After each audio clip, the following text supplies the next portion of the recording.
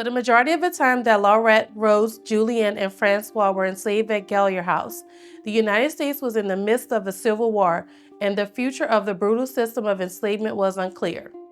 The United States Army occupied New Orleans in 1862, but allowed slavery to continue in the city until 1864. People enslaved in cities had a lot of exposure to abolitionist ideas.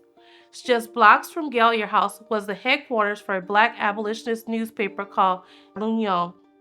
Even if by law, the enslaved people at Gaynell House were forbidden to learn to read, some may have possessed full or partial literacy or have had some access to someone off-site who would be willing to read articles aloud for them.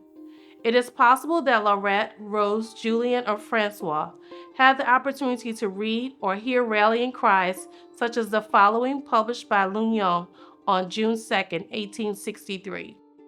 Take up your arms. Will we still be disappointed and deceived? No, because it is our will that we will not be.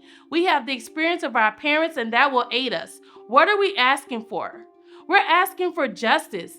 And when an organized number, respectable corps, and one which has rendered services to the homeland demands justice, nothing more but nothing less, where are the means to refuse them?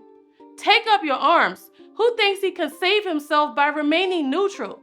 Would the enemies of the homeland of our race have more respect for those who timidly stand aside, for the brave who look them in the face? In what century and in what country has this wartime respect been earned through cowardice? The triumph of the enemies of the Union, if it were possible, would have had a certain result, the aggravation of all the servitudes. The slave would see his shackles tighten, and the white worker would be dragged through the mud, and the free man of color would never walk again without handcuffs on his hand and a gag in his mouth.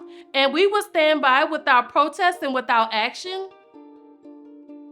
In the early 1860s, enslaved and free black people in New Orleans would witness the greatest transformation in the use of power in the United States since the Revolutionary War, the occupation of the city by U.S. federal troops, who would eventually become an army of liberation that would suppress, if only for a few decades, a white supremacist power structure, free all black people, and establish them as birthright citizens with the right to vote on the same terms as whites, establishing universal male suffrage in the country for the first time.